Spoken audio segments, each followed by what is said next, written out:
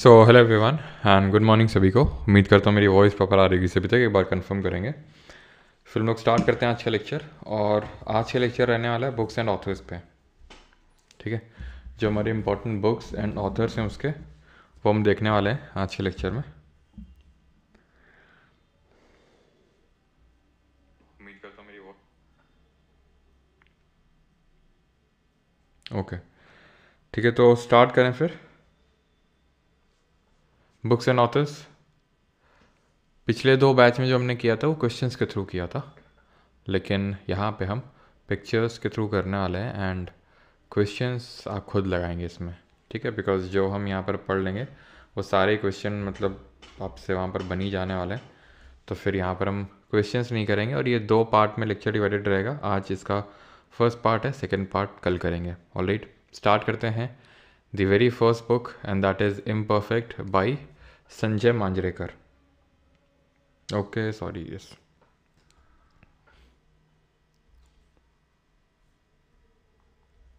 चलिए सर, हिंदी में भी कराओ बेटा। इसमें हिंदी में क्या करवाएं हैं? हिंदी की पीडीएफ ऐप पर अपलोड क्यों नहीं हो रही है? हो जाएगी अभी। को बता चुका हूँ मैं, रोज़ रोज़ वही सेम चीज़ मत बुलवाया करो, है ना।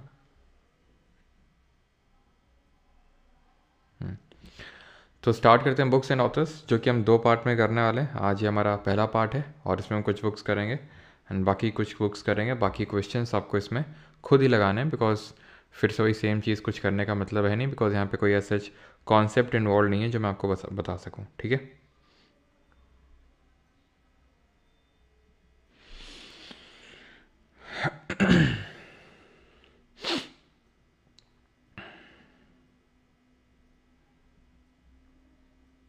चलिए तो स्टार्ट करते हैं। फर्स्ट बुक है जो कि ऑटोबायोग्राफी है संजय मांजरेकर की। संजय मांजरेकर को आई थिंक आप लोग जानते होंगे।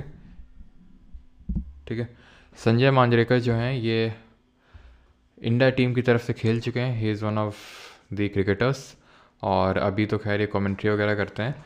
और इनकी जो ऑटोबायोग्राफी है उसका नाम है इम्परफेक्ट। ठीक है, इम्परफेक्ट। और काफ़ी कभी कभी न्यूज़ में रहते हैं। थोड़ा पता नहीं क्या जडेजा से इनको क्या नफरत है, जडेजा के रिगार्डिंग काफ़ी कमेंट करते रहते हैं। दूसरी बुक है हमारी, that is the nice guy who finished first. तो नाइस गाय कौन है? राहुल द्रविड़। कितने लोगों ने राहुल द्रविड़ को खेलते हुए देखा है? तो आपने देखा होगा कि राहुल द्रविड़ शायद ही कभी किसी से इनकी लड़ाई होती हो। बहुत ही रेयर कभी हुआ हो कि राहुल द्रविड़ एज सच, है ना। तो आप ये बोल सकते हैं कि Virat Kohli and Rahul Dravid both are at the extreme ends of the both are at the different extreme ends of the spectrum, है ना। तो एक है ना तुरंत गुस्सा होता है और राहुल द्रविड़ कभी नहीं। तो kind of he is a nice guy. तो ये आसानी से याद हो सकता है, नाइस गाय। ठीक है, Yuvraj Singh the test of my life, जिसमें कि इस बुक में ये बताते हैं कि किस तरह से वो जो कैंसर के खिलाफ इनकी लड़ाई है उसको जीतते हैं and he comes back to the cricket.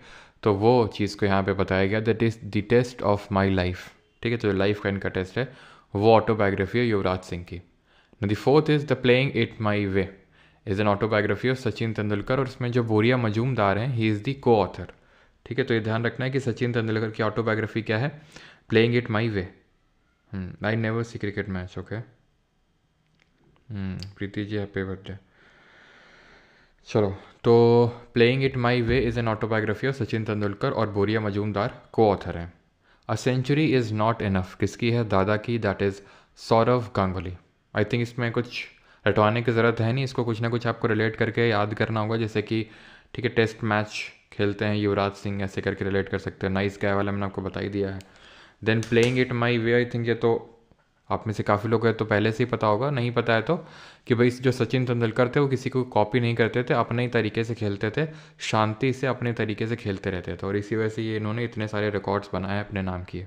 ठीक है, देन और इतने सारे रिकॉर्ड्स बोरिया में भर के ले गए, ऐसे करके याद कर सकते हो आप। ठीक है, चलो अगला है a century is not enough, यानी कि सेंचुरी कौन बहुत मारता था? तो सौरव गांगुली बहुत मारते थे। तो इस तरह से आप इनको याद कर सकते हैं कि a century is not enough, Sourav Ganguly. Straight drive कौन मारता था? तो ये है सुनील गावस्कर, जिनको कि लिटिल मास्टर के नाम से भी जाना जाता है ना। और स्ट्रेट ड्राइव इन्हीं की ऑटोबायोग्राफी है। तो इनको भी ऐसे याद रखेंगे कि भाई ये स्ट्रेट ड्राइव मारते थे ये। देन अगर बात करें नो स्पिन, ये है शेन वॉन की। ठीक है। शेन वॉर्न, अब शेन वॉर्न आपको पता है ऑस्ट्रेलियन क्रिकेटर थे और मेनली ये बॉलर थे, spin bowler, and China man type of bowling के लिए जाने जाते थे, तो ऑफ स्पिन के लिए जाने जाते थे, और अभी तो इनकी खैर डेथ हो चुकी है, लेकिन ये काफ़ी वन ऑफ दी ग्रेटेस्ट माने जाते हैं अपने टाइम के बॉलर, ठीक है, शेन वॉर्न। और शेन वॉर्न ने ये चीज़ जब बात बोली थी कि सपने में मुझे सचिन तेंदुलकर देखते हैं, ठीक है, तो मतलब ये काफ़ी एक न्यूज़ टाइप बन गई थी कि शेन वॉर्न तक सचिन से डरते हैं, ये काइंड ऑफ, ठीक है। तो शेन वॉर्न की ऑटोबायोग्राफी है नो स्पिन, ऑलराइट, ठीक है। और यहाँ पे आई थिंक अभी लिखा नहीं है तो आगे होगा, यहीं पे आपको बता देता हूँ, that is straight from my heart, ठीक है। जैसे कि ये स्ट्रेट ड्राइव है ना, तो ऐसे यहाँ पे नोट करेंगे स्ट्रेट फ्रॉम माई हार्ट, ये किसकी है, ये कपिल देव की है, वैसे तो आई थिंक आगे होगी, ठीक है, कपिल देव की स्ट्रेट फ्रॉम माई हार्ट। अगला है एंड दैट इज़, ये तो हम देख चुके हैं यार, मनी में कलाई, कोवलन और माधवी की जो डॉटर होती है उनकी है, और जो चतुर नार है वो उसको लिखते हैं। कौन इसके ऑथर, चतुर नार जो है इसके ऑथर हैं। बाकी तो हम हिस्ट्री में कर चुके हैं तो यहाँ पे हमें करने की ज़रूरत है नहीं। History of British India James मिल ने लिखी 1817 में, और आयरनी यहाँ पे ये है कि जेम्स मिल कभी भारत आया नहीं था और उसने हिस्ट्री लिख दी ब्रिटिश इंडिया की, 3 वॉल्यूम्स में पब्लिश्ड बुक है, ठीक है, James mill 1817।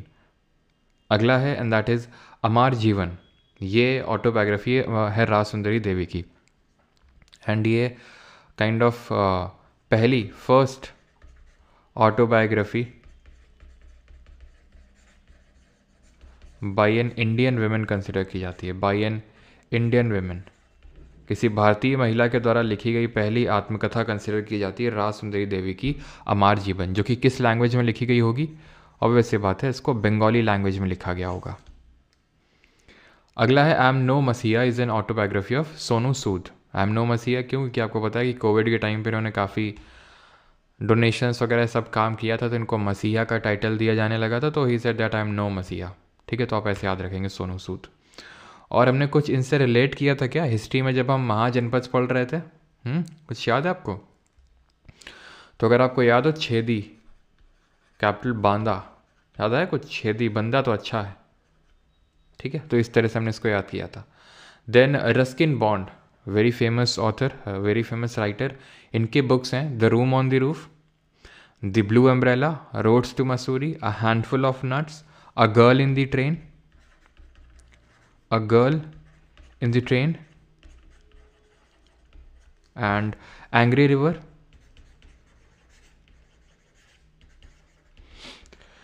Daily is not far, Delhi is not far. तो नाम आपको लग सकता है कि इंग्लिश ऑथर, ही वॉज मतलब English but he was kind of Anglo Indian, तो इनका जन्म उत्तराखंड के मसूरी में होता है, ठीक है, तो ये इंडियन ही है, मतलब ब्रिटिश इंडियन बोला जा सकता है, लेकिन इनका जन्म इंडिया में, वो पूरी तरह से रहे भी भारत में ही है ये, ठीक है।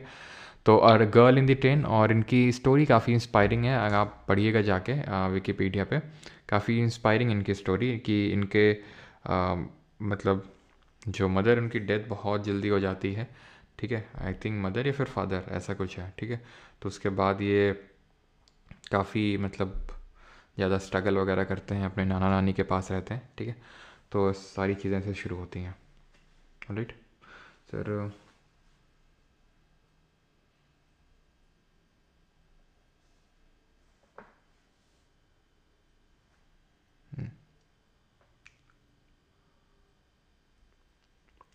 चलिए तो आगे बढ़ते हैं अभी, और कोई किताब, जैसे इनकी अ गर्ल इन दी ट्रेन हो गई, एंग्री रिवर हो गई, Delhi is not far, and lone fox dancing,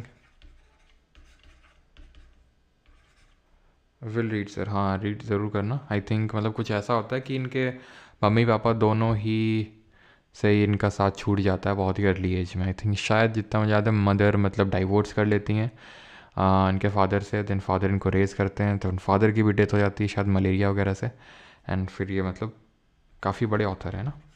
तो ये सारी टाइगर इन दी टनल, और टाइगर इन दी टनल मैंने पढ़ी, अब मुझे याद नहीं आ रही है टाइगर इन दी टनल, लेकिन ये मैंने मतलब स्कूल में पढ़ाई गई थी शायद, जितना मुझे याद आ रहा है, तो टाइगर इन दी टनल है, तो ये बुक्स आपको याद करनी है। बुक्स तो और भी है इनकी रस्किन बॉन्ड की, और ऐसा मत समझना कि सारे ऑथर्स में हमें इतनी याद रखनी, लेकिन जो इंपॉर्टेंट ऑथर है जैसे रस्किन बॉन्ड हो गए, फिर सलमान रश्दी भी हो गए, तो इनकी क्या है, मैं बहुत सारी बुक्स पढ़नी है। तो रस्किन बॉन्ड की हमने इतनी सारी ढेरों बुक पढ़ी, और भी बहुत सारी बुक्स हैं। तो मतलब मैं सेलेक्टिव हो रहा हूँ यहाँ पे इन दी सेंस कि भाई जो लगता है मुझे कि इंपॉर्टेंट है, जो पूछी जा सकती है, नहीं तो बुक्स तो बहुत हैं, ठीक है। मिडनाइट चिल्ड्रन ये किताब है सलमान रश्दी की। सलमान रश्दी, इनका जन्म होता है इंडिया में, but he is British American writer. और ये जो इनकी आँख हिफाजत है, ये अभी जा चुकी है आँख इनकी, बिकॉज इन्होंने एक किताब लिखी थी जिसका नाम था द सैटनिक वर्सेस। और इस किताब में इन्होंने जो प्रॉफिट मोहम्मद हैं, है ना, उनके बारे में कुछ मतलब मजाकिया ढंग में और ये सब कुछ लिख दिया था, जिसकी वजह से फतवा जारी हो गया था इनके खिलाफ़। फतवा जारी होने की वजह से इन पे बहुत सारे अटैक्स हुए, और एक ही अटैक में इनकी आँख चली गई। जब ये स्पीच दे रहे थे ब्रिटेन में, तो एक बंदा उठ के आया और इनको मतलब अटैक किया इन पे चाकू से, और इनकी आँख में भी वार किया, जिसकी वजह से इनकी आँख जो है पूरी तरह से जा चुकी है। और इसी वजह से अगर आप इनके अभी की करंट की फ़ोटो देखोगे, तो जो ये चश्मा लगाए हुए हैं उसमें जो राइट साइड वाला को पूरा ब्लैक होगा, वो द सैटनिक वर्सेस ये किताब है। देन जो इन पे मर्डर के अटेम्प्ट हुए, वो इन्होंने रिसेंट जो इनकी सबसे लेटेस्ट किताब है, नाइफ अटेम्प्टेड मर्डर, ठीक है, knife meditations after attempted murders, ठीक है, knife meditations after attempted murders, after attempted murders.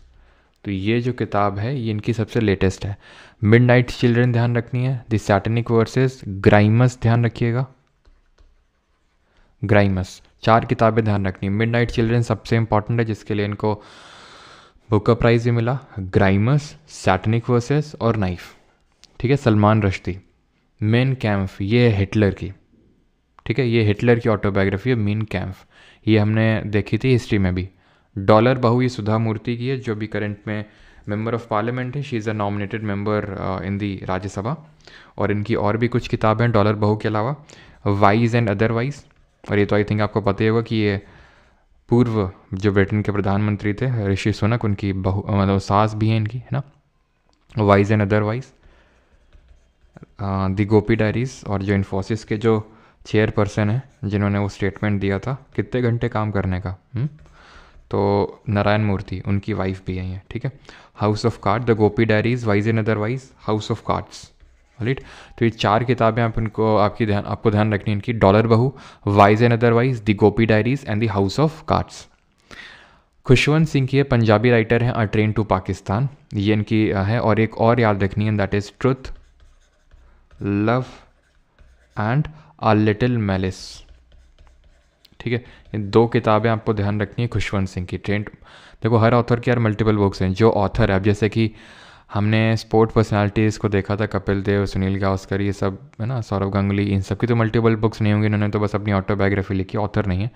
लेकिन आप ले लो सलमान रश्दी, है ना, रस्किन बॉन्ड, अरुंधति रॉय, ये सब ढेर, सुधा मूर्ति, ढेरों बुक्स हैं इनकी, सब ढेरों, खुशवंत सिंह, ढेरों बुक्स हैं, ठीक है। लेकिन यहाँ पर मैं सेलेक्ट नहीं, तो वो तो आप भी कर सकते हो ना, गूगल करके आप सारी किताब, है ना। तो लेकिन याद तो आपको सिर्फ वही रखनी है जो थोड़ा इंपॉर्टेंट है। पूछने का देखो कुछ भी पूछ सकता है, लेकिन जिस हिसाब से जो किताबें मोस्ट रिपीटेडली उसने पूछी है, वो यहाँ पे आपको करवा रहा हूँ, ठीक है। Milkha Singh, the race of my life, तो ये भी आसान है याद करना, कौन रेस करता था, तो ये मिल्खा सिंह रेस करते थे। ऑप्शन तो आपके होंगे ही, 4 ऑप्शन कि भाई the race of my life किसकी है।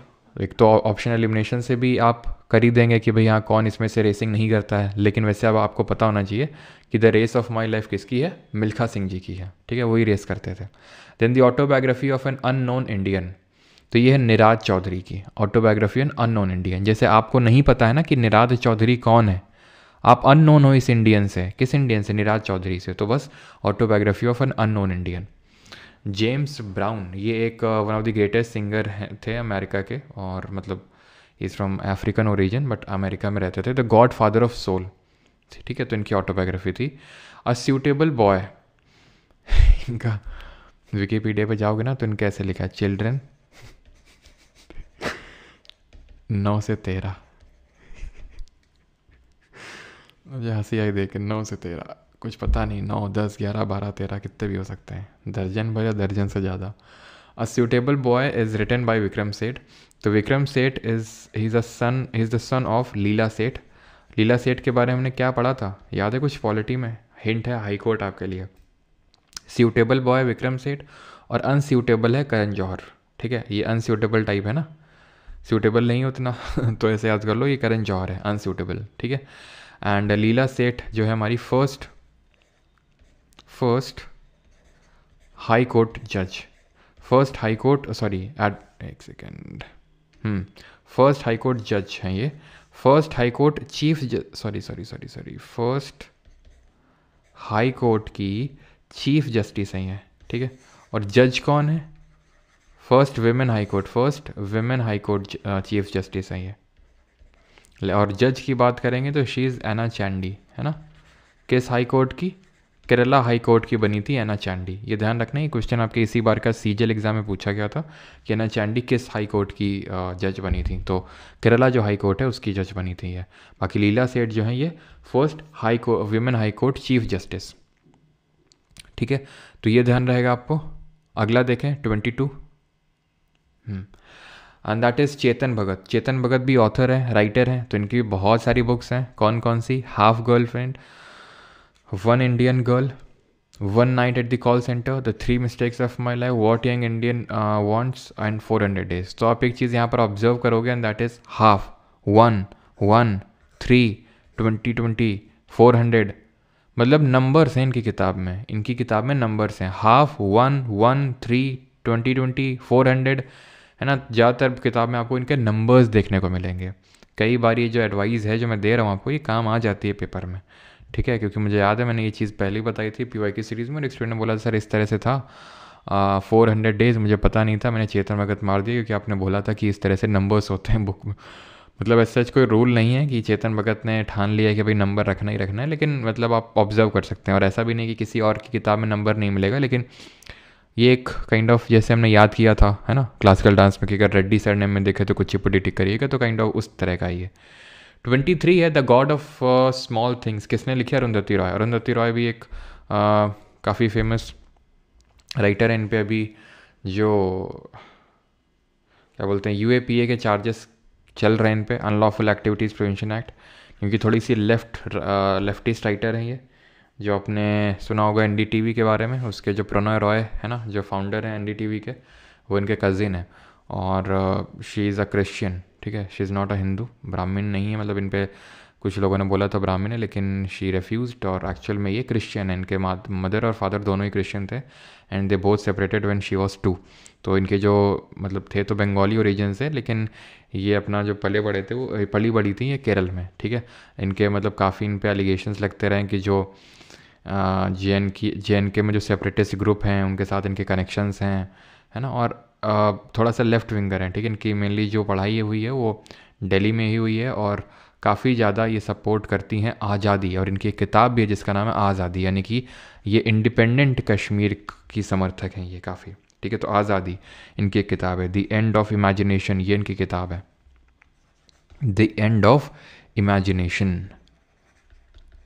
The God of small things के लिए इनको मिला था बुकर प्राइज़, और ये पहली इंडिया की तरफ से बुकर प्राइज़ विनर थी।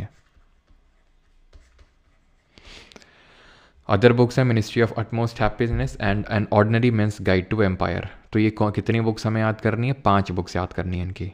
ठीक है,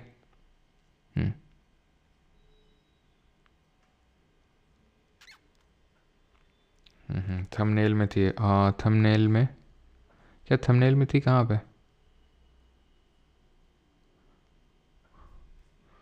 आज़ादी, हाँ हाँ, हम लेके रहेंगे आज़ादी।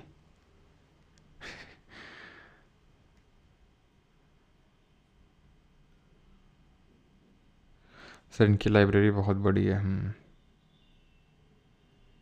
लेफ्टिस्ट राइटिस्ट डिसाइड कौन करता है? भाई डिसाइड कोई ऐसा ठप्पा नहीं लगता है, आपकी आइडियोलॉजी पे से वो होता है। अगर आप बोलते हो नहीं आज़ादी होनी चाहिए, सोशलिज़म कैपिटलिज़म के ख़िलाफ़, जैसे इन्होंने कैपिटलिज़म के ख़िलाफ़ लिखा है अपनी किताबों में, तो उससे पता चलता है आप लेफ्ट विंगर। जैसे अभी हमारी भाभी जी, सॉरी जो मेलोनी जी हैं, तो जॉर्जिया मेलोनी, उन्होंने ये बात बोली थी अभी नहीं कि मुझे डोनाल्ड ट्रंप और नरेंद्र मोदी इन पे डेमोक्रेसी को खतरा है, इस तरह से एलिगेशंस लगाए जाते हैं।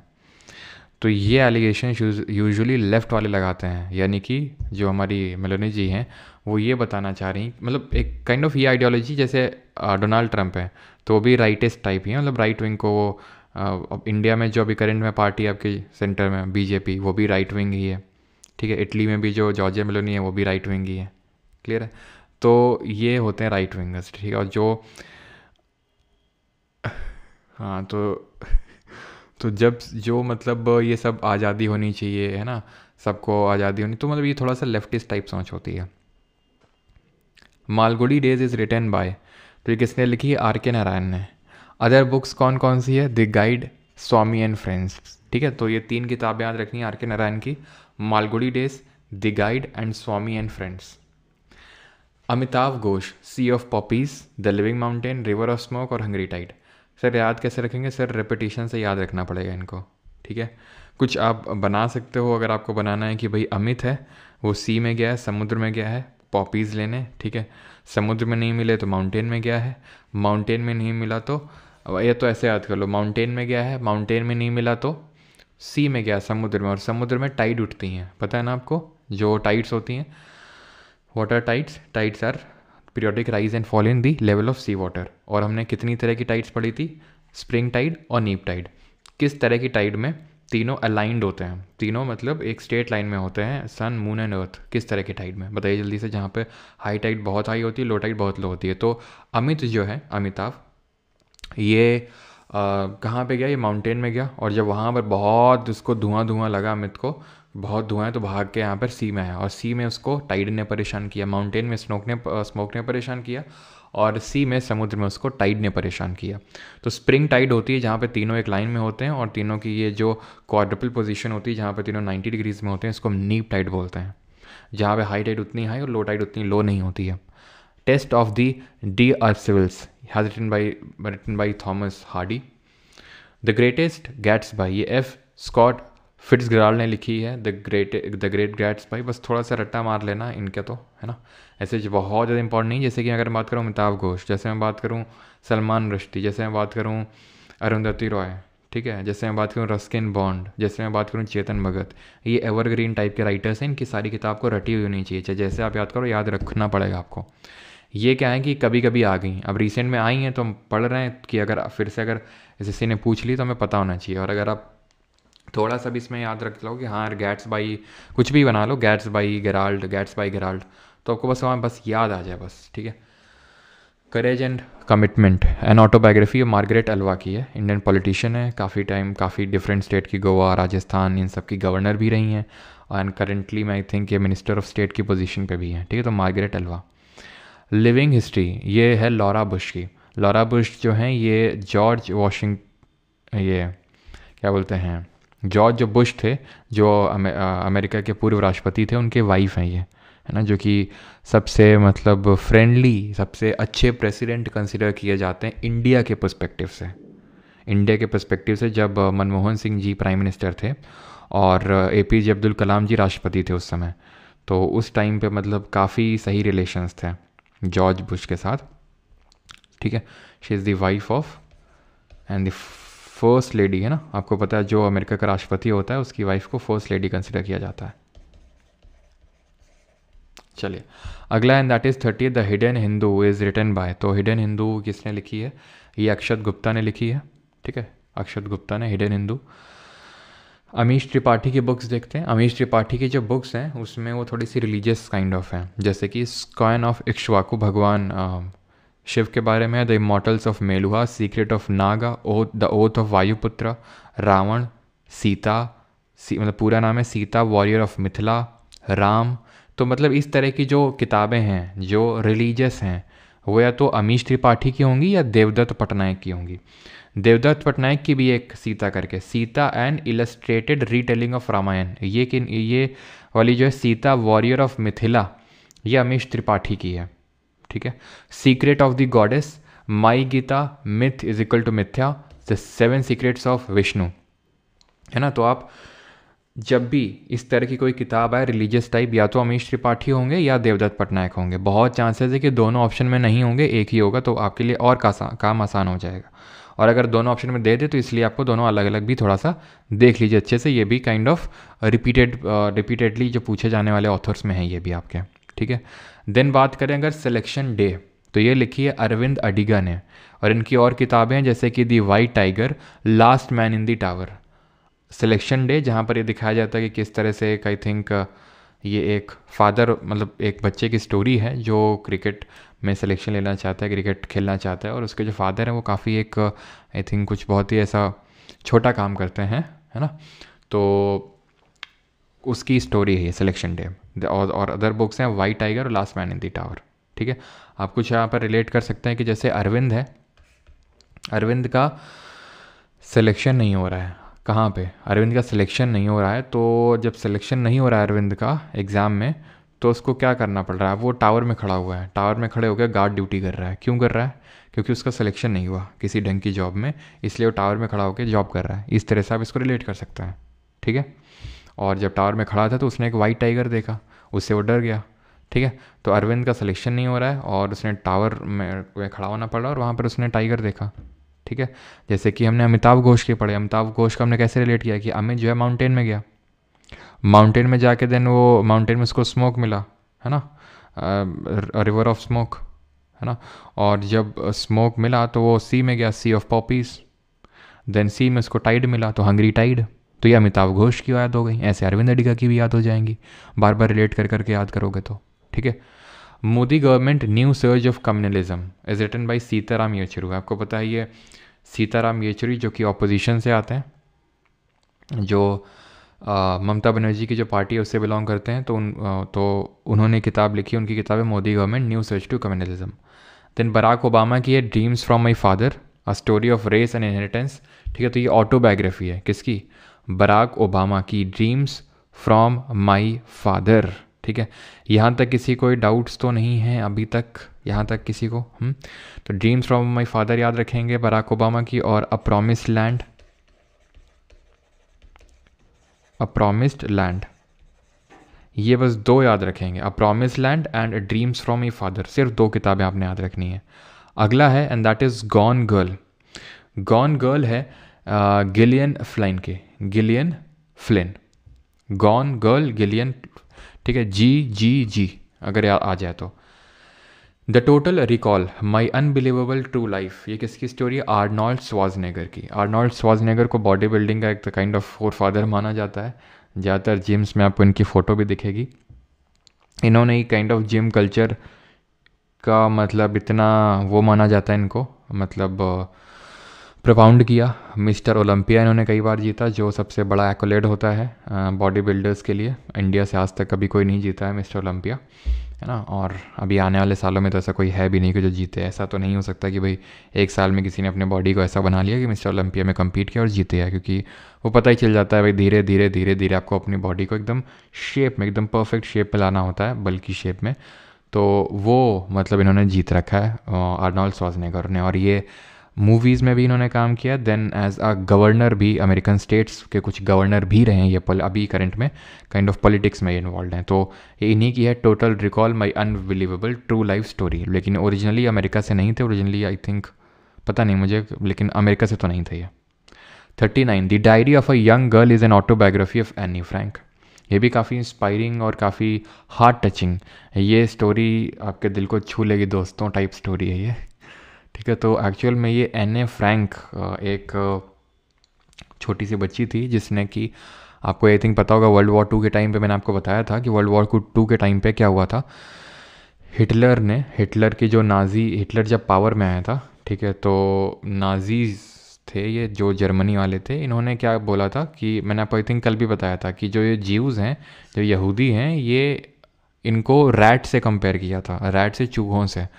और चूहों से कंपेयर करने का रीज़न ये था कि जो प्लेग उस समय फैला हुआ था तो वो चूहों की वजह से फैला हुआ था, जिसकी वजह से ढेरों लोगों की जानें जा रही थी और गई थी और जा रही थी। तो लोगों को इसने इस तरह से मोबाइलाइज़ किया अपनी स्पीचेस के थ्रू, ये ज्यूज़ या फिर यहूदी ये राइट्स हैं और इनको हमें मारना है। तो बहुत सारे कंसंट्रेशन आपको पता है कैंप्स बनाए गए थे जिसमें कि लोगों को एकदम भर भर के मारा जा रहा था, एकदम गैस चैम्बर में डाला जा रहा था कंसंट्रेशन कैंप में, बीमारियों से मृत्यु हो रही थी, किसी को बुखार से। तो मतलब मेन ये था कि पूरी इसको ख़त्म ही कर देना पूरी तरह से।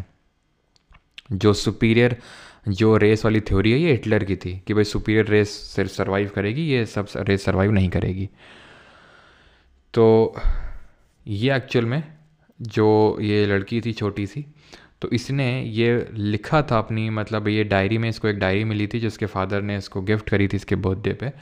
तो ये लिखती थी उस डायरी में कि भाई किस किस किस तरह से हम लोग जो हैं, इनका जन्म फ्रैंकफर्ट में हुआ था जर्मनी में, तो किस तरह से हम लोग बच बच के घूम रहे हैं, बच रहे हैं। कहीं पे आते हैं ये नाजीज़ जो आते हैं तो कहीं बुक शेल्फ के पीछे में छिपना पड़ता है। मतलब ये पूरी एक स्टोरी बताई गई है इस गर्ल के द्वारा डे टू डे कि किस तरह से हम बच बच के घूम रहे हैं। और फाइनली इनको पकड़ लिया जाता है और इनको कंसंट्रेशन कैम्प में ले जाया जाता है और शी डाइड देयर। 15 साल की उम्र में शी डाइड देयर। बट इनके family member, if I am not wrong, father इनके बच जाते हैं और वो उनकी डायरी को उसका पता लगाते हैं देन, और डायरी जब उनको मिलती है तो उसको पब्लिश करवाते हैं। बिकॉज एने फ्रैंक का इनका मतलब सपना था, उनके फादर का कहना था कि वो ऑथर बने बड़ी हो गए, तो इसलिए इनकी डायरी को पब्लिश करवाया गया। एंड इट बिकेम, मतलब इसमें बहुत सारी मूवीज़ बनी और 70 डिफरेंट लैंग्वेज में, 70 डिफरेंट लैंग्वेजेस में इसको अभी तक कन्वर्ट किया जा चुका है। वन ऑफ द रिमार्केबल और द ग्रेटेस्ट सेलिंग बुक्स में है ये एक, the diary of a young girl, जिसमें कि ये स्टोरी दिखाई गई इसकी लड़की की, है ना। चलो, हाँ फादर ही थे। उज्जवल बेटा सुधर जाओ, है ना। एना कैरिना, ये है लियो टॉल्स्टॉय की।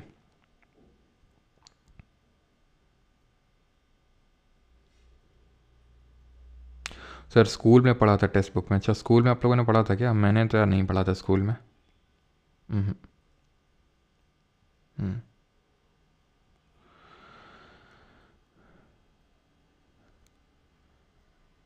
पढ़ने में बोरिंग थी थोड़ी। अच्छा, पता नहीं, मैंने ज़्यादा पढ़ा नहीं कभी से।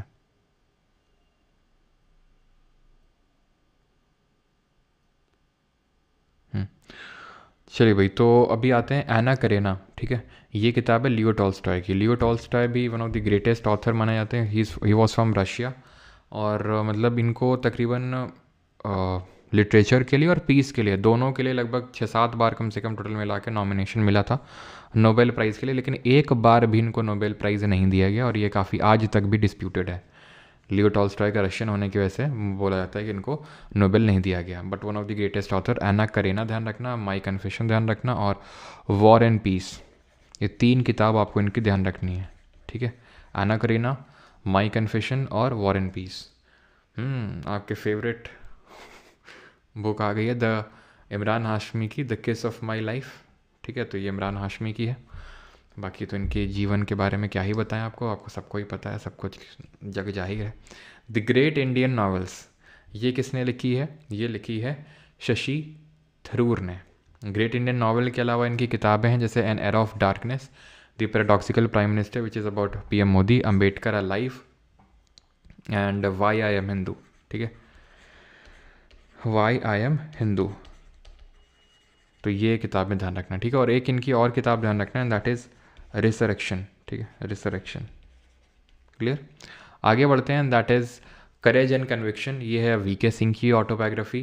करंट में मतलब मिनिस्टर हैं, ये तो लिखने की ज़रूरत नहीं है नोट्स में, है ना। Outlaw, India's bandit queen and me is a novel of on Phoolan Devi written by Rohan Moxham. तो रोहन मोक्साम ने लिखी है, प्लस एक और ध्यान रखना, माला सेन ने भी लिखी है। और माला सेन ने भी ये सेम लिखी है, that is India's bandit queen है, ठीक है। इंडियाज़ बैंडिट क्वीन इनकी किताब है, माला सेन की। और रॉय मॉक्साम की इंडियाज़ बैंडिट क्वीन एंड मी, ठीक है।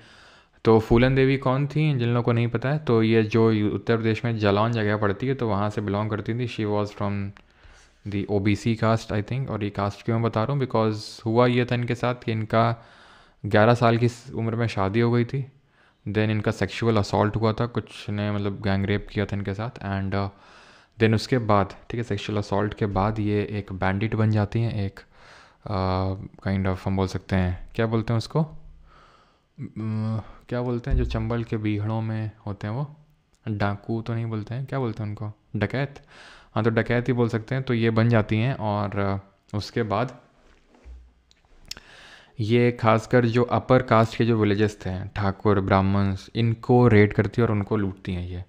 एंड इनको जेल हुई थी, ठीक है, तकरीबन 11 साल की जेल हुई थी, if I am not wrong 1983 में, 1983 में जेल हुई थी और तकरीबन 11 साल की जेल हुई थी। क्यों? क्योंकि 20 ठाकुर यानी कि जो राजपूत कम्युनिटी से बिलोंग करते हैं उनको मारा था इन्होंने, ठीक है। तो ये मैसेकर किया था 20 लोगों का एक साथ, ये जो माना जाता है, ठीक है। तो उसको लेके इनका क्या हुआ था, इनको जेल हुई थी 11 साल की। जब उसके बाद निकली थी, she became a member of parliament, हमारा प्यारा भारत, ठीक है। समाजवादी पार्टी ने इनको टिकट दिया, ठीक है, क्योंकि फेमस हो गई थी। पार्टी चाहे कोई भी हो, उसको जीतने से मतलब है, तुम्हारे बैकग्राउंड से कोई मतलब नहीं है, चाहे तुम कुछ भी करते हो, ठीक है, उससे कोई मतलब नहीं है। अब जैसे अतीक अहमद और ये सब, कैसे इनको टिकट मिल गया, क्यों मिल गया? क्योंकि पार्टी को ये एक सीट ला के दे रहे हैं, ठीक है। तो सिंपल, आपको उससे उनको पार्टी कोई मतलब नहीं कि आप क्या हो क्या नहीं हो, ठीक है। तो सपा ने इनको टिकट दिया और she became a member of Lok Sabha, जीती। एक साल बाद सीट चली गई, बट फिर से इन्होंने रीगेन कर ली अपनी सीट, लेकिन मतलब 1994 में बनी थी और 1998 में इनको जो है मार दिया एक बंदे ने, ठीक है। और वो अभी पता नहीं शायद जेल में कि नहीं, तो उस बंदे ने मार डाला था इनको, ठीक है। कुछ शेर सिंह राणा करके उसका नाम था बंदे का। 45 फियरलेस गवर्नेंस, ये किताब है किरण बेदी की। किरण बेदी आपको पता है, फर्स्ट लेडी IPS ऑफिसर, है ना।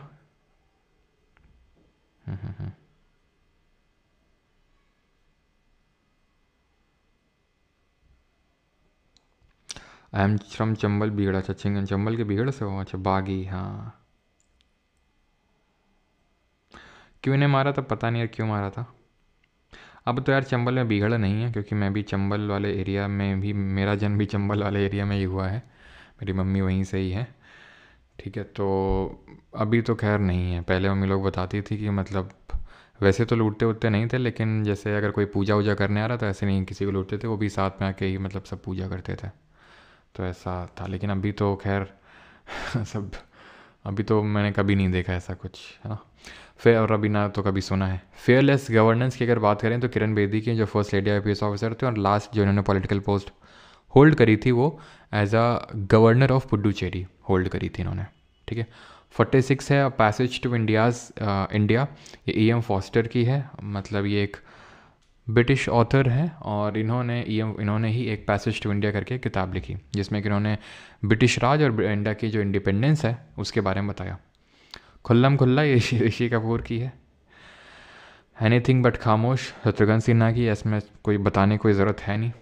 S against odd Sania Mirza की यह किताब है, ठीक है, ऑटोबायोग्राफी है, एस अगेंस्ट ऑड्स। तो याद है, आप ऐसे रह सकते हो कि टेनिस में जब हम पढ़ेंगे स्पोर्ट्स, तो एक ड्यूस करके टर्म आता है ना, ड्यूस करके एक टर्म होता है, तो ड्यूस से आप रिलेट कर सकते हो एस, तो एस अगेंस्ट ऑड्स, क्लियर है। इस तरह से आप इसको याद कर सकते हैं। परमार घराना डाकू घराना, बेटा इसीलिए तुमको सारी कुछ बताते नहीं, डाकू परमार, हाँ हमें पता था यही सब कमेंट आने वाली, इसी वजह से तुम लोग को कुछ बताते नहीं हैं। हाँ, बागी बोलते हैं बिल्कुल।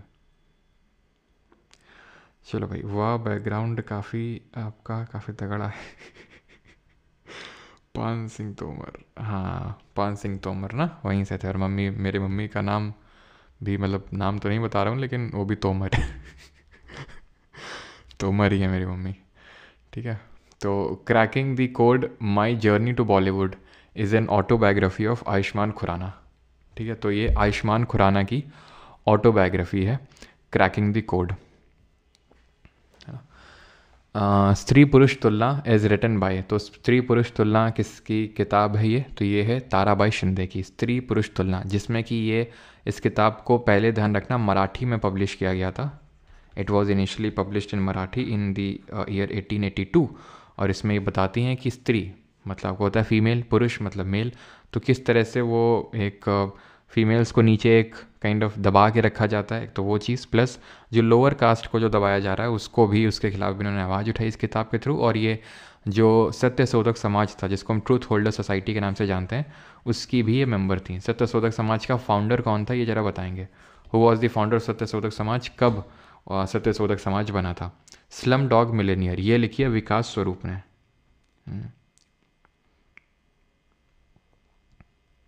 क्लियर है? तो ये ध्यान रखना, मराठी में पहले लिखी थी। कलिंजर डे कब होता है बेटा? 21 जून को होता है। मुझे किसी स्टूडेंट ने कल बताया कि सर आप 21 जून के दिन गए थे, मतलब कि समर सॉलिस्टिस के दिन।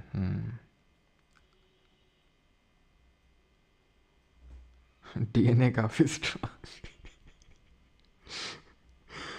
डर का माहौल है। हाँ बेटा, तभी तुम लोग को बोलते हैं सुधर जाओ, सुधर नहीं रहो, और किसी दिन दिमाग खराब हुआ अगर तो चंबल ले चलेंगे तुमको। अब भीड़ों में दौड़ा दौड़ा के मारेंगे तुमको, बचाने वाला कोई रहेगा नहीं, अब समझ लो। तो इसीलिए बोलते हैं कमेंट वमेंट थोड़ा ढंग से किया करो, थोड़ा इज्जत इज्जत से पेश आया करो, समझ रहे हो? इसीलिए बोलते हैं। अब समझ गए ना?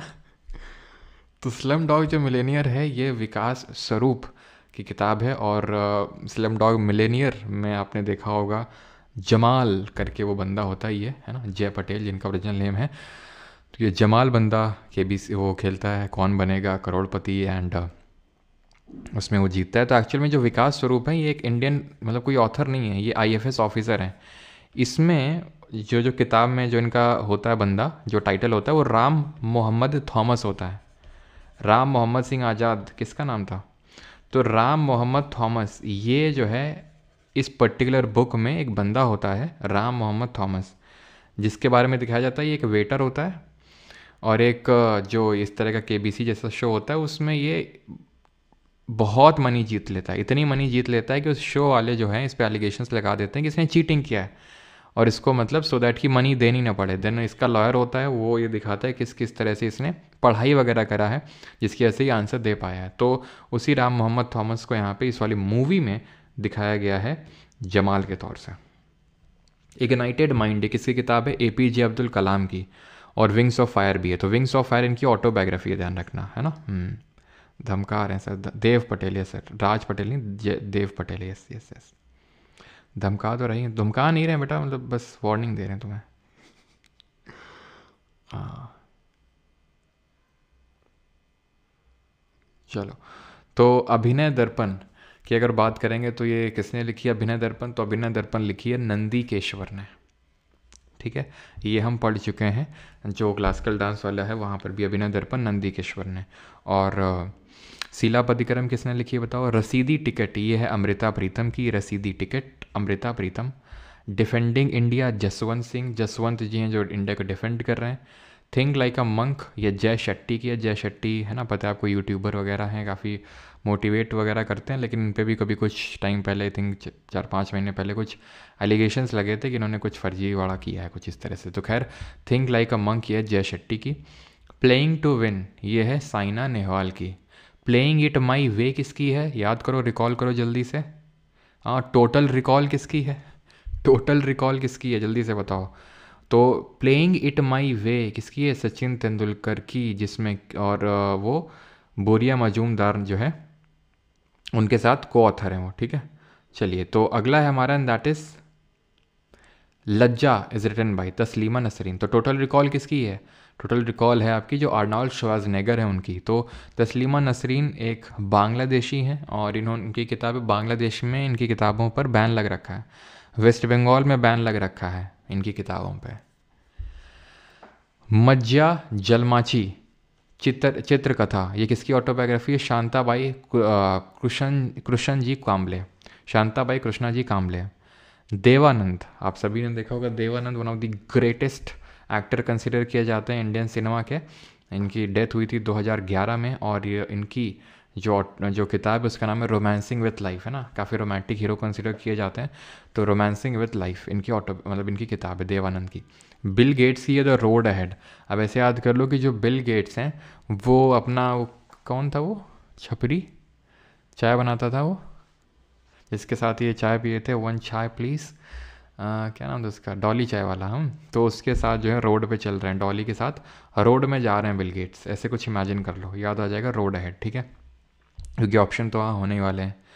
Then Elon Musk the unauthorised autobiography, याद कैसे रखेंगे भाई, इनको कोई ऑथोराइज नहीं करता। जब ये कुछ भी काम करते हैं तो सब बोलते हैं कि नहीं नहीं ये तो नहीं हो पाएगा, लेकिन ये कर देते हैं। तो ये सबको इनको अनऑथोराइज करता रहता है। तो the unauthorised autobiography Elon Musk. The inheritance of loss, ये किरण देसाई की है। किरण देसाई की जो मदर हैं उनका नाम है अनीता देसाई, इनकी मदर अनीता देसाई, और अनीता देसाई की जो किताब है वो ध्यान रखिएगा, यहीं पे मैं लिख देता हूँ, वैसे तो आई थिंक होगा आगे। तो अनीता देसाई की एक तो सबसे इंपॉर्टेंट है fasting feasting, fasting feasting in custody and ठीक है, फास्टिंग फीस्टिंग और इन कस्टडी दो ध्यान रखेंगे, ऑलराइट। और ये मतलब 3 बार बुकर प्राइज़ जीत चुकी हैं अनीता देसाई, जो किरण देसाई की मदर हैं। वाई एम एन अथीस्ट, ये हमने हिस्ट्री में भी देखा था, भगत सिंह जी की है। Set the boy free, Johnny मर की है, जो कि एक काफ़ी म्यूजिशियन, काफ़ी बड़े म्यूजिशियन है। देन अभिनव बिंद्रा की है अ शॉर्ट इन हिस्ट्री, तो आप इसको आसानी से इस तरह से याद कर सकते हो कि शॉर्ट कौन लगाता था, शॉट लगाते थे अभिनव बिंद्रा, है ना। और इन्होंने कौन से, अच्छा अभी स्पोर्ट्स मैंने पढ़ाया नहीं है, ठीक है, तो हम पढ़ेंगे कि इन्होंने, he was the first individual gold medallist for India, Abhinav Bindra, ठीक है। और शॉट इन हिस्ट्री, तो शॉट कौन लगाता था, ये तो पता ही होगा कि भाई ये शूटर थे, शूटिंग में इन्होंने गोल्ड मेडल जीता इंडिया के लिए, जो बीजिंग ओलंपिक्स हुए थे उसमें। तो शॉर्ट से तो आप याद कर सकते हैं। जवाहरलाल नेहरू की है ऑटोबायोग्राफी, जिसका नाम है एन ऑटोबायोग्राफी, और इनकी किताबें याद रखना, एक तो glimpses of world history, glimpses of world history, glimpses of world history and क्या नाम था उसका यार, discovery of India, discovery of India. और जब ये जेल में थे तो इन्होंने इंदिरा गांधी को लेटर्स लिखे थे, तो letters from a father to his daughter, ठीक है। जब ये जेल में थे तो उस समय लेटर्स लिखते थे इंदिरा गांधी को, तो वो है, राइट। अगला है all from memory and autobiography, ये है बीवी आचार्य की, all from memory. Fasting feasting देख चुके हैं अनीता देसाई की। Then the years of the runaways, ये है संजीव साहोटा की, the years of the runaways. Harivansh Rai Bachchan ji की है the afternoon of time and autobiography, the afternoon of time and autobiography. और आफ्टरनून को क्या करते हैं हम, आफ्टरनून में मधुशाला जाते हैं, मधुशाला जाके क्या करते हैं वो बताने की ज़रूरत है नहीं, है ना।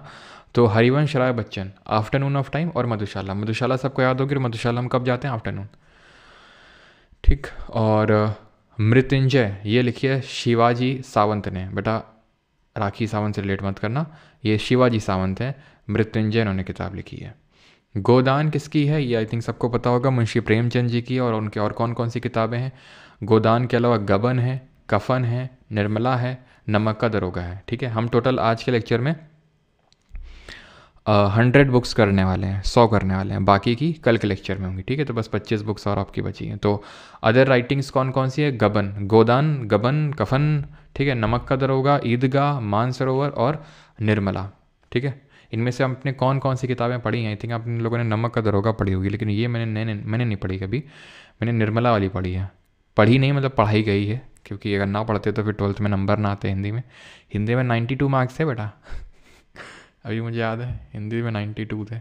Before memory fades, an autobiography of constitutional jurist, Fali S Nariman, ये इनका जन्म म्यांमार में हुआ था, लेकिन ही वॉज एन मतलब he was an distinguished jurist, मतलब सुप्रीम कोर्ट के काफ़ी टाइम तक एडवोकेट रहे थे, फाली एस नरीमन। तो इनकी है बिफोर मेमोरी फेट्स, तो यानी कि इससे पहले कि मेरी मेमोरी तुम्हारे यादों से निकल जाए, इससे पहले मैं तुम्हें बता देता हूँ कि मेरा जन्म म्यांमार में हुआ था और मैं सुप्रीम कोर्ट का बहुत बड़ा वकील था। एक दिन चीफ जस्टिस को मेरी किसी बात पे गुस्सा आया ठीक है, आगे बढ़ते हैं।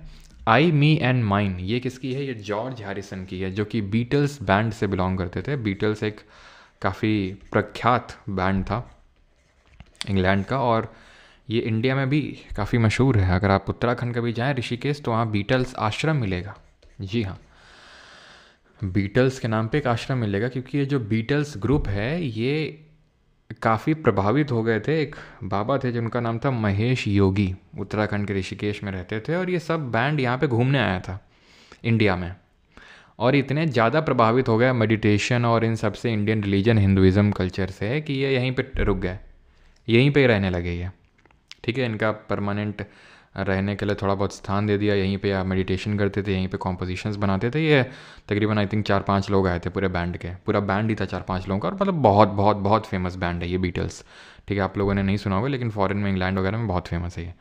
तो ये लोग आए थे, लेकिन कुछ ऐसी चीज़ें हुई, मतलब एक दो लोग तो शुरू में ही चले गए थे क्योंकि उनसे हो नहीं पा रहा था, बाकी जॉर्ज हैरिसन और एक और थे, ये रुके रहे थे लास्ट तक। लेकिन फिर ये एकदम से ये दोनों लोग भी चले जाते हैं, एकदम से 2-3 लोग भी ये जो थे ये भी चले जाते हैं एकदम से बिना बताए और काफ़ी गुस्से में। और वहाँ पे जाके एक कॉम्पोजिशन बनाते हैं, उसका नाम था सेक्सी सैडी। और इसमें मतलब काइंड ऑफ जब इनसे पूछा गया कि क्यों एकदम से ये गए, और उसके पीछे रीजंस तो ऐसे कभी खुल के नहीं बताया, लेकिन ये माना जाता है कि इन्होंने मतलब, या फिर इनका कहना भी है कहीं कहीं पे, इन्होंने इस चीज़ को बताया भी है इन्होंने, एंड दैट इज़ कि इन्होंने योगी जी को, ठीक है, महेश योगी जो जिनको ये काफ़ी गुरु मानते थे, जो कि खुद को सेलेबल बोलते थे यानी कि एकदम ब्रह्मचर्य, वो काइंड ऑफ मतलब सेक्सुअल कांटेक्ट में थे, ठीक है, अपनी ही एक फीमेल से, और एक इनकी जो बैंड की ही एक फ़ीमेल थी उनके साथ, और एक इनकी जो मतलब काइंड ऑफ डिसाइपल थी उनके साथ। तो वो चीज़ इन लोगों को मतलब एकदम से ख़राब लगी और उन्होंने तुरंत जो है यहाँ से चले गए थे। लेकिन आज भी इनके नाम पर आश्रम है ऋषिकेश में। The man who made the elephant dance, ये है वर्गीस कुरियन की। और वर्गीस कुरियन जो आप अमूल आज सुनते हैं, तो अमूल एक कोऑपरेटिव यानी किसी की एक आदमी की वो कंपनी नहीं है अमूल की, अगर आपको पता हो। पानी पी लो सर। पी लेते हैं, तुमने बोला है। पानी के बगल में मैगी भी रखी हुई है, खाई नहीं है बेटा आज मैगी, एकदम अकड़ जाएंगी क्लास के एंड तक।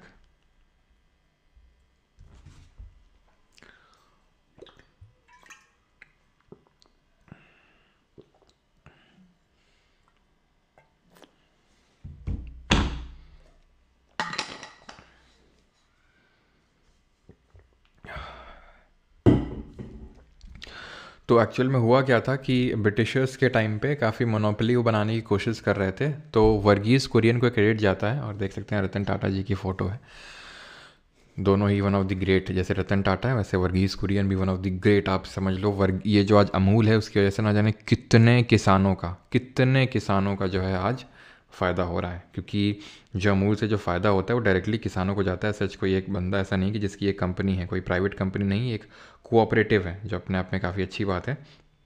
तो इन्होंने ही सब किसानों को एक साथ किया, एकजुट किया, और यहाँ पर अमूल जो जिसको पूरा फुल फॉर्म है आनंद मिल्क यूनियन लिमिटेड, उसकी इन्होंने शुरुआत करी थी। और इन्होंने ही क्रेडिट जाता है इंडिया में वाइट रेवोल्यूशन, जिसको कि हम ऑपरेशन फ्लड के नाम से जानते हैं, जो कि मिल्क प्रोडक्शन से एसोसिएटेड है, जो एकदम मिल्क प्रोडक्शन एकदम इन्होंने बहुत तेज़ी से बढ़ाया, ठीक है। Operation flood regarding milk production, ठीक है। White revolution,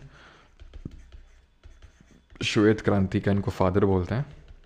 white revolution, operation flood, milk. आत्मकथा ये किसकी ऑटोबायोग्राफी है? एना चांडी जी की। हमने देखा था she is the first high court women high court जज ऑफ इंडिया, तो ये केरला हाई कोर्ट की जज थी। आत्मकथा। बॉयज़ डोंट क्राई ये किसकी है? मेघना पंत की है, कि ये लड़के रोते नहीं हैं, लड़के जो है पैंट में, मतलब ऐसे कुछ याद कर सकते हो, मतलब ठीक है। अनडिस्प्यूटेड ट्रूथ माई ऑटोबायोग्राफी, कुछ बोलूँगा तो विवाद हो जाएगा। अनडिस्प्यूटेड ट्रूथ माई ऑटोबायोग्राफी, तो ये काफ़ी डिस्प्यूट में रहते हैं, आपको पता है। टाइसन जी है ना, माइक टाइसन काफ़ी डिस्प्यूट में रहते हैं, आपको पता है। वो वीडियो देखा है, कान नोच खाया था इन्होंने एक बंदे का, जब एकदम पीक में थे, अपने एक्सट्रीम एकदम पीक में चल रहे थे, तो उस समय एकदम पीक में ही थे, मतलब कान ऑन एक का काट खाया था इन्होंने। तो काफ़ी डिस्प्यूटेड फिगर हैं, तो इन्होंने बोला अनडिस्प्यूटेड ट्रूथ, ठीक है, याद रहेगा माइक टाइसन के बारे में। अगला 81, and that is Alice adventure in wonderland, ये किसने लिखी है? लुइस कैरल ने, ठीक है। तो लुइस कैरल, ठीक है, Alice adventure in wonderland, Lewis Carroll. अगला है ट्रुथ, ये तो कर चुके हैं, truth love and latest malice. Anuradha Roy, sleeping on Jupiter. तो तुम्हें मूवी याद होगी, पता नहीं मूवी हेरा फेरी थी, पता नहीं शायद कौन सी थी, जिसमें कि हाँ वो हेरा फेरी थी, इसमें बोलता है मेरी अनुराधा, वो सुनील शेट्टी है ना, तो मेरी अनुराधा। तो जो अनुराधा इतनी परेशान हो गई सुनील शेट्टी से, तो कि वो जुपिटर में चली गई। याद ही तो करना है, ठीक है। तो जुपिटर में रहती है अनुराधा। और जुपिटर के बताओ जरा, जुपिटर के बारे में मैंने आपको क्या क्या पढ़ा रखा है ज्योग्राफी में। Sense and sensibility, Mansfield park and एमा, ये लिखी है जेन ऑस्टिन ने, ठीक है। तो जुपिटर के बारे में पढ़ा, लो, यूरोपा, गैनीमेड एंड कैलिस्टो, 4 सबसे बड़े मून्स हैं जिनको गैलीलियन मून्स के नाम से जानते हैं, बिकॉज गैलीलियो गैलीलाई ने इनको अपने टेलीस्कोप से डिस्कवर किया था। लार्जेस्ट इज गैनीमेड, ना सिर्फ जुपिटर का बल्कि पूरे सोलर सिस्टम का। ये सबसे शॉर्टेस्ट रोटेशन करता है सबसे शॉर्टेस्ट टाइम में, यानी कि 9 घंटे और 55 मिनट में, लगभग 10 घंटे में हम बोल सकते हैं कि ये अपना एक रोटेशन पूरा कर लेता है अपनी एक्सिस पे। सबसे देर में एक रोटेशन कौन सा प्लैनेट पूरा करता है? डेविल्स एडवोकेट, ये करण थापड़ की है। करण थापड़ है ना, ये भी एक लेफ़्ट विंगर ही है, और मतलब जो भी लेफ़्ट विंगर होते हैं उनके ये लेते भी रहते हैं इंटरव्यू, है ना, यूट्यूब पे। अ नेशन इन मेकिंग, ये है सुरेंद्र नाथ बनर्जी की। सुरेंद्र नाथ बनर्जी के रिगार्डिंग हमने क्या पढ़ा था, जल्दी से बताओ सुरेंद्र नाथ बनर्जी के बारे में। तो nation in the making Surendra Nath Banerjee की है। अगला है and that is Hind Swaraj. तो सबसे स्लोवेस्ट रोटेशन टाइम किसका है, यानी कि वीनस का है, ठीक है। 243 जो अर्थ डेज हैं उसमें अर्थ का एक दिन कंप्लीट होता है, ऑलराइट। बाकी महात्मा गांधी के त्योहार हम देख चुके हैं, एंड दैट आर जैसे कि हिंद स्वराज, ये हम पहले देख चुके हैं। Hind Swaraj, Indian home rule, है ना, द स्टोरी ऑफ, मतलब इनकी ऑटोबायोग्राफी है, एक्सपेरिमेंट विथ ट्रूथ, यानी कि सत्य के साथ मेरे प्रयोग। और हिंद स्वराज हो गया, ठीक है, Hind Swaraj, story of my experiment with truth, सत्य के साथ मेरे प्रयोग। अगला है that is first Congress session. नहीं भैया, फर्स्ट कांग्रेस का सेशन हुआ था क्या, इन्होंने किया था?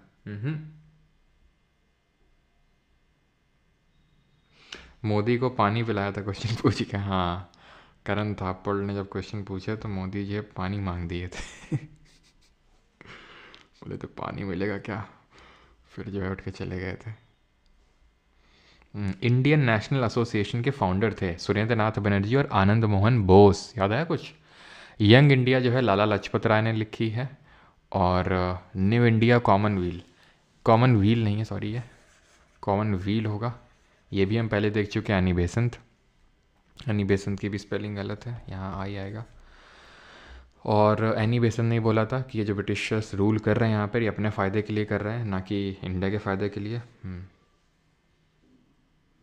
उस टाइम का धोनी था गांधी, अच्छा, कैसे कैसे?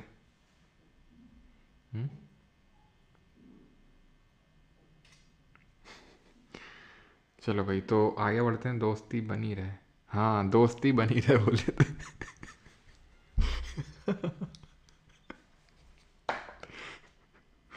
दोस्ती बनी रहनी चाहिए।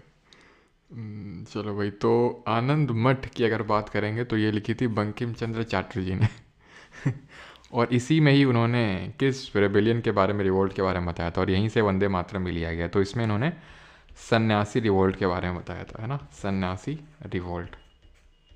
चलिए, अगला है 91 एंड दैट इज संगीत कला प्रकाश। ये रामकृष्ण बुआ वाजे ने लिखी, रामकृष्ण वजे, ठीक है। देन इन दी आफ्टरनून, ये कर चुके हैं यार, ठीक है, रिपीटेड है। फास्टर देन लाइटनिंग, तो कौन लाइटनिंग से भी तेज भागता है? अपना यूसेन बोल्ट, है ना, तेज बहुत भागता है यूसेन बोल्ट। सल्ट्री डेज, ये शोभा डे ने लिखी है, sultry days. Half story, Banarasi Das Jain.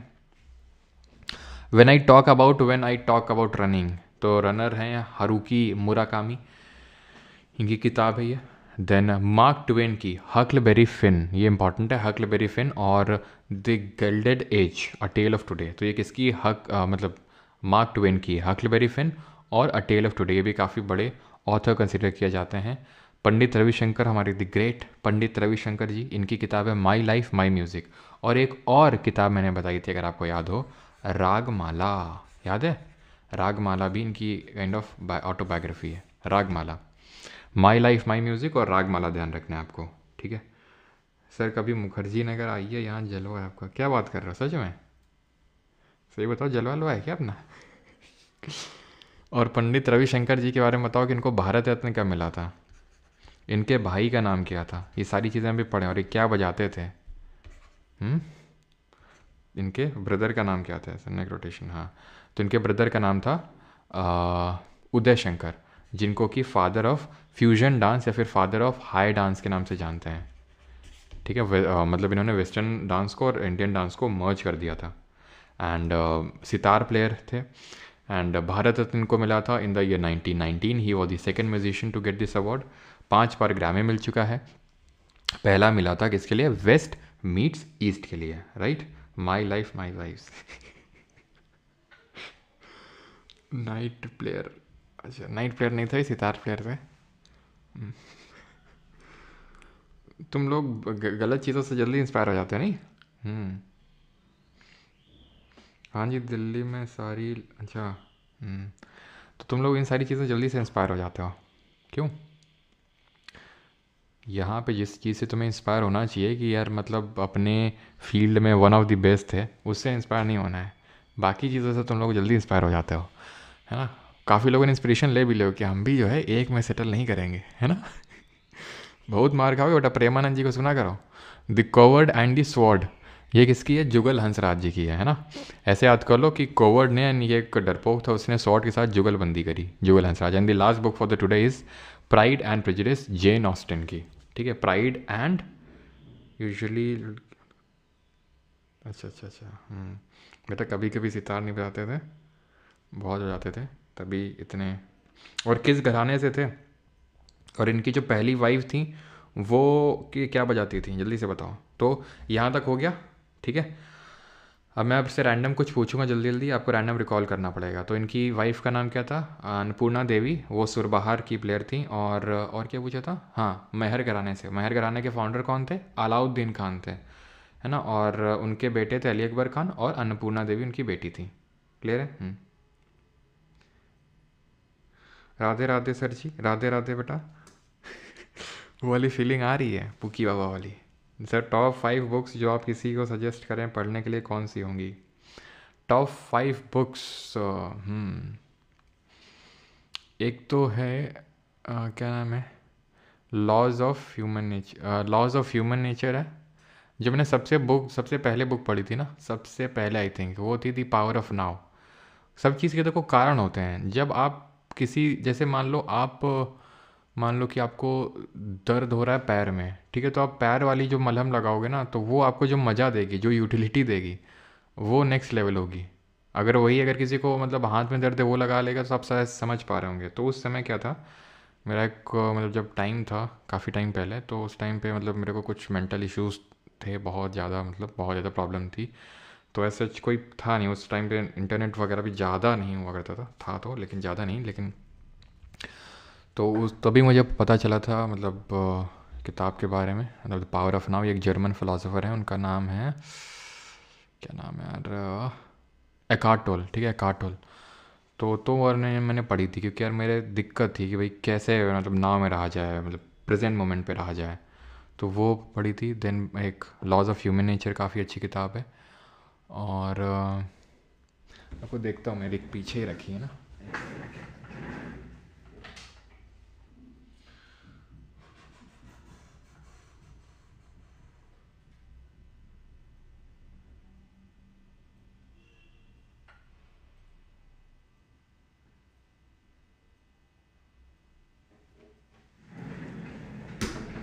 एक मैंने शू डॉग भी लिया था। दी ऑलकेमिस्ट मैंने पढ़ा नहीं है, पढ़ना है, टाइम नहीं मिल पाता ना। एक तो मतलब पहले थोड़ा सा मैं पढ़ लेता था, लेकिन काफ़ी टाइम से मैं बुक नहीं पढ़ पा रहा हूँ कोई भी, क्योंकि टाइम नहीं मिलता है। क्योंकि आपको पता है कुछ इंपॉर्टेंट चीज़ पे अभी काम चल रहा है, तो उसमें यार बहुत ज़्यादा टाइम निकल जाता है ना।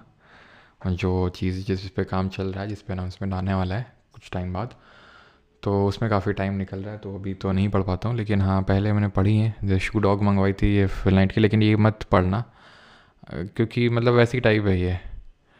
मतलब मुझे वैसी टाइप किताबें अच्छी लगती हैं कि भाई अगर मेरे पास कम टाइम है, 2 पन्ने भी पढूँ तो उससे कुछ सीखने को मिल जाए।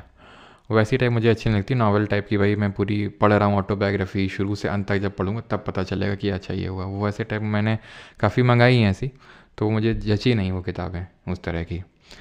और तो सबका अपना टेस्ट अलग अलग होता है। मेरा टेस्ट है कि भाई एक किताब है, मैं उसका नाम तो नहीं बताऊँगा, लेकिन वो ठीक है, वो मेरी सीक्रेट बुक है। ठीक है, थोड़ा सा यहाँ पर मैं काइंड ऑफ क्या बोलेंगे उसको, स्वाभिमानी नहीं, थोड़ा पता नहीं क्या वर्ड है उसके लिए बोलता है, तो वो तो मैं नहीं बताऊंगा। लेकिन उस तरह की मुझे काफ़ी बुक्स अच्छी लगती हैं। उसमें 2-3 पन्ने होते हैं, उसमें वो कुछ ना कुछ सीखने को मिल जाता है। और जो मैंने लेटेस्ट में जो किताब पढ़ी थी वो काइंड ऑफ थोड़ा सा इस पे थी कि टीम बिल्डिंग कैसे करते हैं, है ना, लीडर्स की क्या क्वालिटी होती हैं। तो वो आई थिंक शायद आपको अभी ज़रूरत ना हो पढ़ने की, है ना। आपको ये हो कि थोड़ा मोटिवेशनल टाइप कैसे हों, है ना। Rich dad poor dad, yes, sorry sorry sorry, Ajit Negi ने जो बुक लिखी rich dad poor dad, I think आपको पता होगा, ये मेरे सबसे पहले शायद मैंने पढ़ी थी, शायद या तो ये थी या तो एक हाथ टोले वाली पावर ऑफ नाउ थी।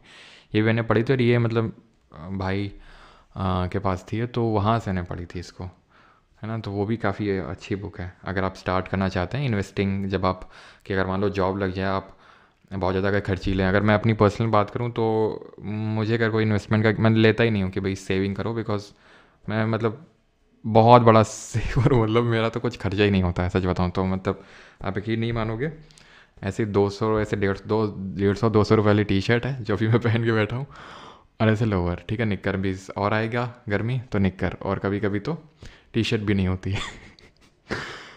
ठीक है, तो मतलब मेरे खर्चे तो एकदम मिनिमल हैं। तो अगर फॉर एग्जांपल अगर कोई मुझे बोलेगा कि भाई ये लिए किताब पढ़ लो कि किस तरह से सेव करना चाहिए, इन्वेस्ट करना चाहिए, तो वो मैं नहीं पढ़ता हूँ, क्योंकि मुझे ज़रूरत नहीं है सेव करने की। मुझे लोग बोलते हैं खर्चा करने के लिए, ऐसा नहीं मैं कंजूस हूँ, लेकिन मतलब खर्चा किया नहीं जाता मेरे से, पता नहीं क्यों, बचपन से आदत बचपन की आदत है, ठीक है।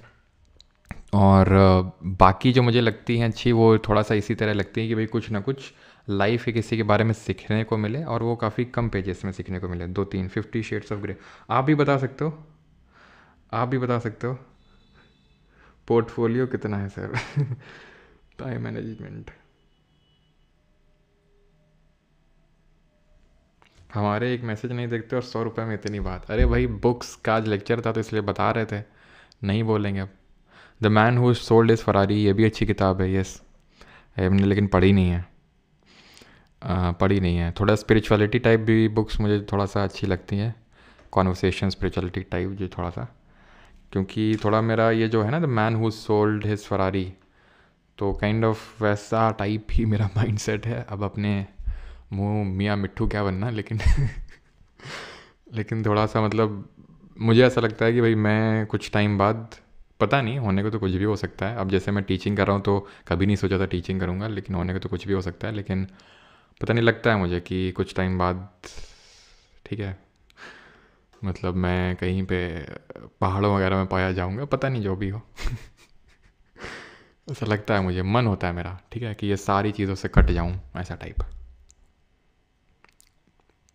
नहीं, क्वेश्चन नहीं करेंगे इसके, क्वेश्चन आप खुद से प्रैक्टिस करेंगे इसके, बिकॉज मैं क्या क्वेश्चन कराऊंगा अब। एटॉमिक हैबिट, हाँ अच्छी है, यस। इकिगाई भी, हाँ इकिगाई में वो कॉन्सेप्ट है कि व्हाट यू लव, है ना, एंड व्हाट सोसाइटी वांट्स, और जिससे आप अर्न कर सकते हो, तीनों चीज़ों का एक काइंड ऑफ होना चाहिए।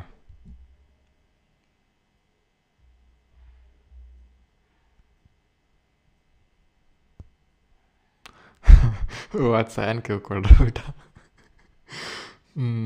कितना सेविंग किया होगा आपने, वाला आपने कितना सेविंग किया आपने। अरे बेटा, हम अपने लिए नहीं करते हैं, किसी दूसरे के लिए क्या करेंगे सेविंग है। मतलब ऐसा नहीं है कि भाई मतलब सेव करना है कि कुछ, मुझे मतलब नहीं है भाई उस चीज़ से, ठीक है। कई बार तो मैं जाता हूँ और कोई मतलब पता चला पैंट मेरे 10 रुपये सिर्फ पड़े हुए हैं, तो काफ़ी बार डांट भी पड़ती है कि कहीं कुछ मतलब फंस जाओ या कोई मांग ले तुमसे रुपए, तो तुम्हारे पास तो रुपए ही नहीं रहता है, कहीं 10 रुपये पड़े हुए हैं कहीं। और पता है, अब तुम्हें फन फैक्ट बताता हूँ, मेरे पास पर्स नहीं है।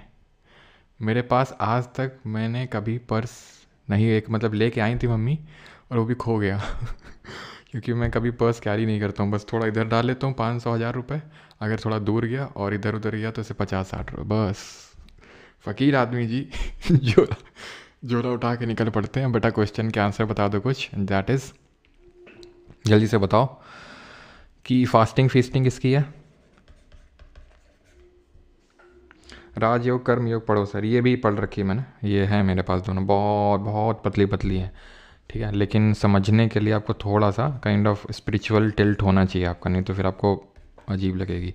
आप कर्म योग पढ़ सकते हैं, लेकिन अगेन स्पिरिचुअल टिल्ट नहीं होगा ना तो आपको लगेगा यार नहीं नहीं नहीं, हम तो पढ़ रहे हैं कि हमारी अच्छी शादी हो, कई लोग के अलग अलग ड्रीम्स होते हैं, है ना, अच्छी शादी हो और ये दहेज वहेज ये सब लोग होता है, तो वो आपको उस पर्टिकुलर फॉर्म ऑफ थिंकिंग से डेविएट कर देगा, बिकॉज उसमें लिखा हुआ है कि आपको भाई सर्विस के लिए आप काम कर रहे हो, सर्विस के लिए ही काम करो लोगों की। और काफ़ी लोग वो चीज़ को डाइजेस्ट कर नहीं पाते हैं कि भाई सर्विस के लिए थोड़ी ना कर रहे हैं, हम तो अपने लिए कर रहे हैं ना, तो इसलिए, है ना। तो फास्टिंग फीस्टिंग बताइए जल्दी से। एंड बताइए हंग्री टाइट्स बताइए। एंड रिवर ऑफ स्मोक बताइए। And a room on the roof, a room on the roof, the test of my life, race of my life, ठीक है। Faster than lightning, faster than lightning and test of faster than lightning. और एक और बता दो, that is straight drive. और recall करना बेटा, नहीं तो चाहते तो हम आज ही के लेक्चर में सारा निपटा देते, लेकिन इसलिए नहीं निपटाएं क्योंकि रिवाइज करके आना है इसको, ठीक है, इंपॉर्टेंट है। तो fasting feasting Anita Desai, hungry tide Amitav Ghosh, ठीक है। River of smoke Amitav Ghosh, a room on the roof Ruskin Bond, test of my life Yuvraj Singh, race of my life Milkha Singh, race लगाते थे। Faster than lightning Usain Bolt, state drive आपका Sunil Gavaskar, straight from my heart Kapil Dev, है ना। तो आप revision करेंगे, बाकी तो क्वेश्चन आज आपको नहीं मिलेंगे, क्वेश्चन कल मिलेंगे जब सारी बुक्स हो जाएंगे, और क्विज भी तभी आपका बनेगा। ऑलराइट, थैंक यू, मिलते हैं कल with the part 2। I hope you like the lecture. Let's meet tomorrow at the same time. Thank you.